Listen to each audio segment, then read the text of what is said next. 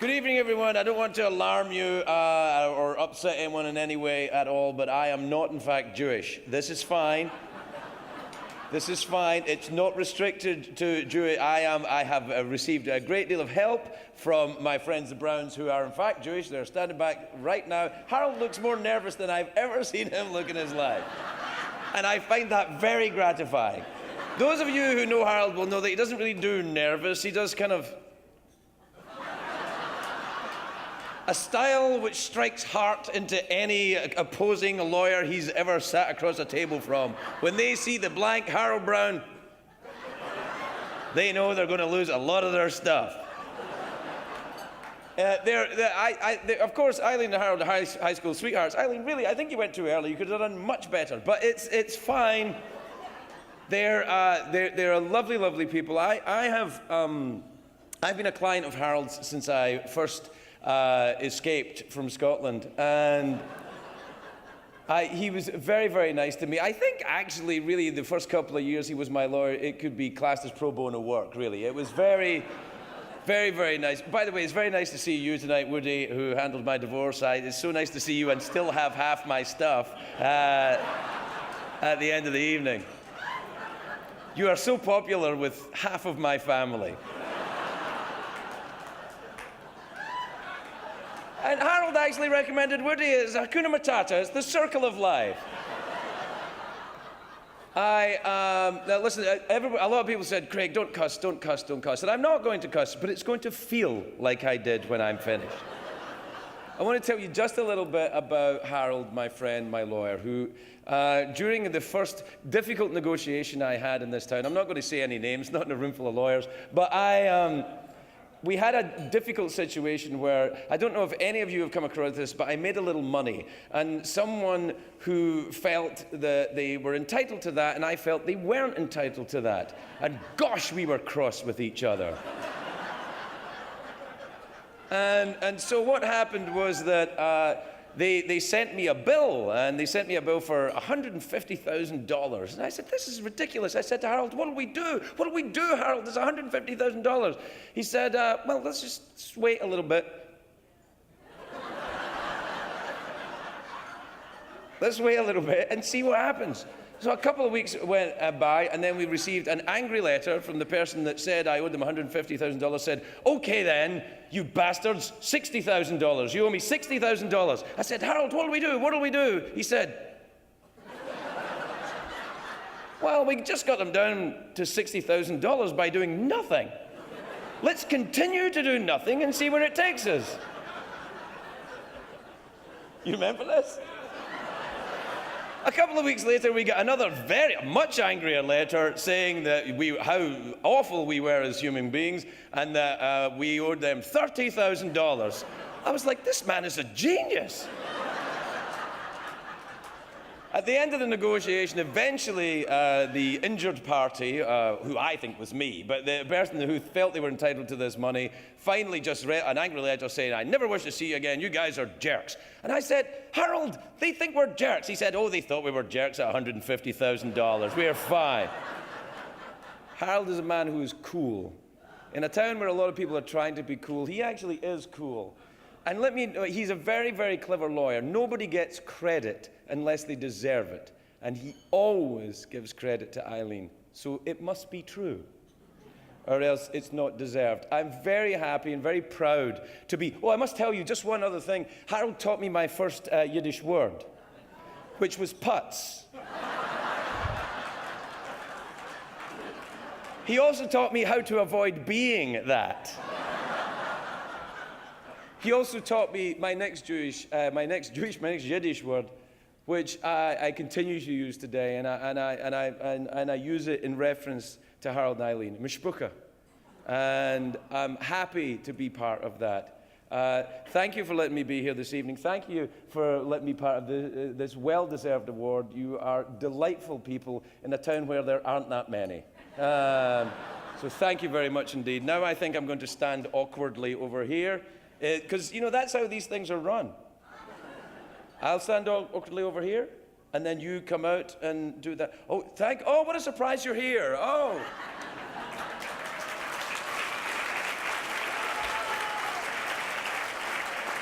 To make the presentation of the Anita and Stanley Hirsh Award, we are pleased to welcome a woman whose generosity knows no bounds. She's a valued member of our family. Please let me introduce JFS board member Anita Hirsh.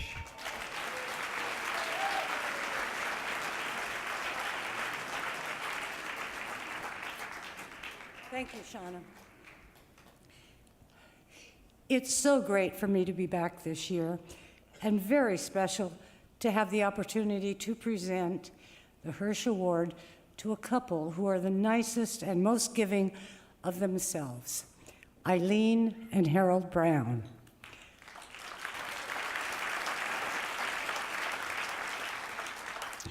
After the presentation, each would like to share their thoughts and sentiments with you. Harold and Eileen, please join me at the podium. Thank you, Anita. They skipped something. Okay. I think you're going to hand that. Oh, yes.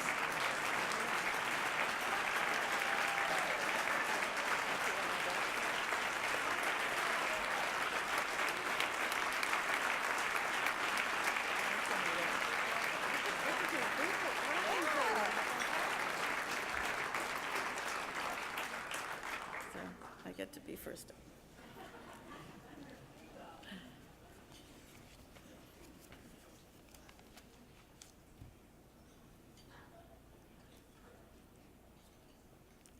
I want to thank Anita Hirsh for her generous spirit.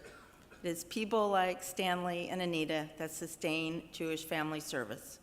Jewish Family Service is a great organization helping people feel cherished and part of life, and I am privileged and proud to be part of it. I'm extremely excited to start construction on the Lois and Richard Gunther Center. This will be a new chapter for JFS, putting the organization on the map.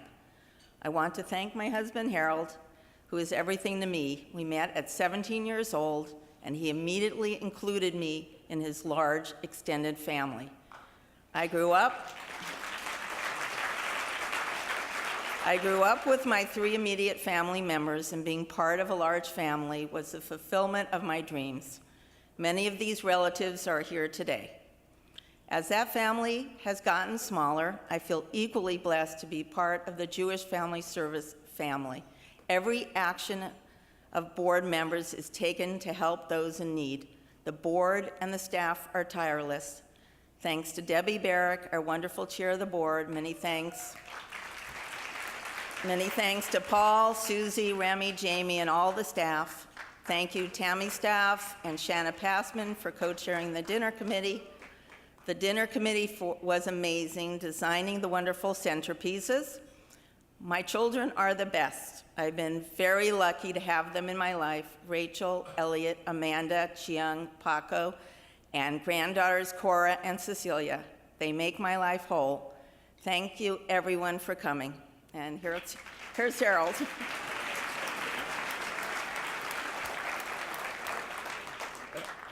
I want to start by again thanking Craig Ferguson for, can we please,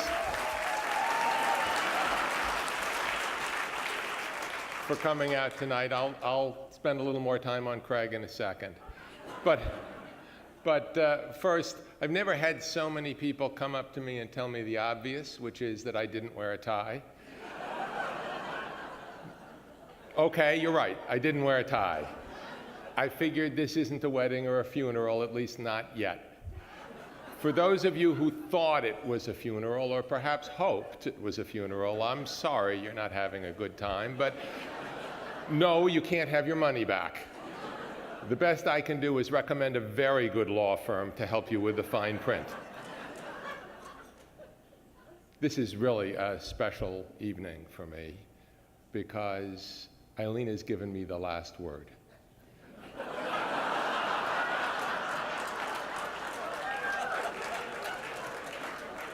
Those of you with an egg timer or restless leg syndrome were about 8 minutes away.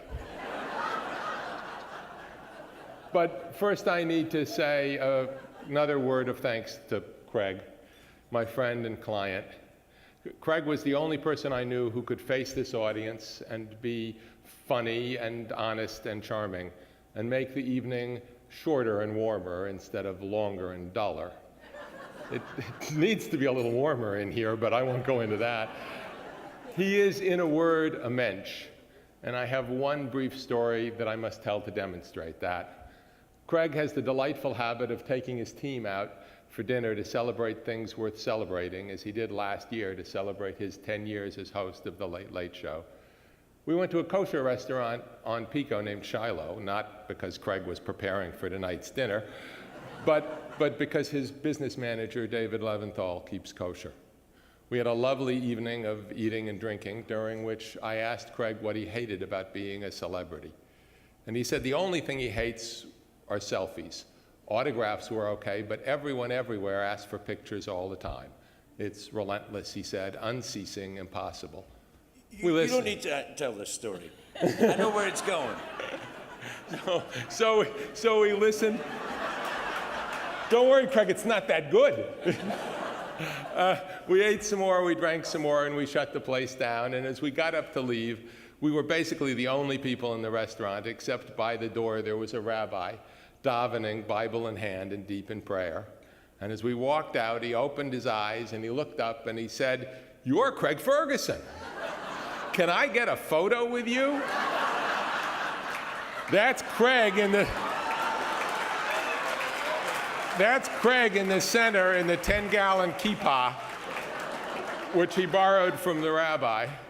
The rabbi turned to him and said, and Craig already stole this line, but he said, and I guess he said it honestly, he said, "I didn't know you were Jewish." And Craig immediately responded by saying, "I missed it by this much," holding his fingers a foreskin apart. Thank you, Craig. You're really a mensch. I really love you. I also want to extend my congratulations to tonight's other honorees, the Honorable Henry Waxman and Mindy and Jean Stein. Jean toils with me on the Pitzer board, and I've grown to admire and respect him greatly. But let's be clear. There's only one reason why I'm standing here, and that's Eileen. When JFS said they wanted to honor us because they only honor people who deserve it, they didn't even look at me. Like so many times in my life, I got a free ride. If you're married to Eileen, you hang on, but you ride free. I've loved Eileen and cherished her and admired her and put up with her, and mostly just did what she said for all my adulthood and then some. She's a force of nature, a whirlwind of energy and activity and ideas, a combination of brains and practicality, who cares passionately, even neurotically, about others, and is always doing something for somebody, sometimes charities, sometimes the person she just met. She and JFS were a natural fit.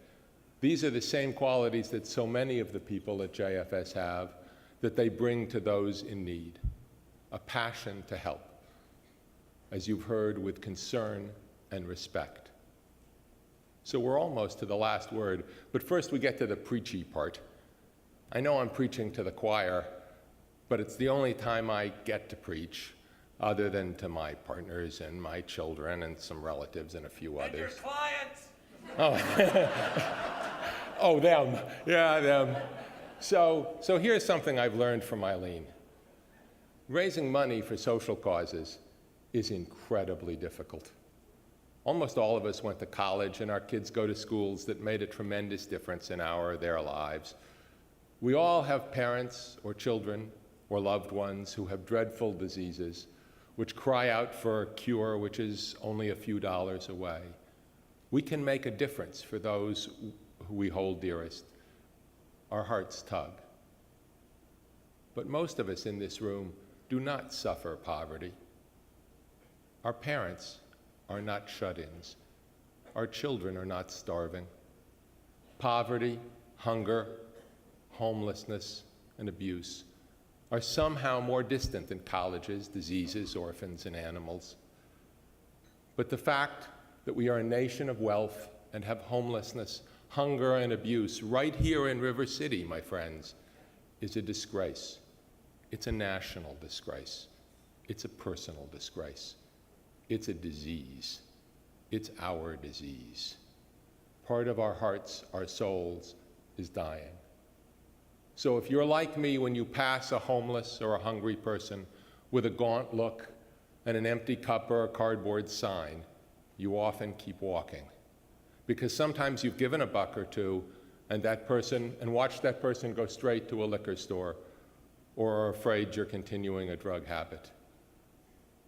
Whether I avert my eyes and walk past or drop a buck into the cup, I know there must be a better way. There is. JFS supplies food and shelter with hope and social services, and it does it all with care and respect. You don't have to be Jewish to be a mensch. I don't even know what the word Jewish in JFS modifies. It's neither family nor services, and certainly not most of its clients. Eileen and I are about as Jewish as Taco Bell is Mexican.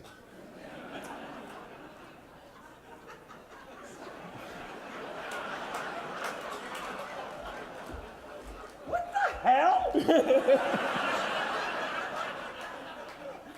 Are you okay with this? Clients, you can't live with them and you can't live without them.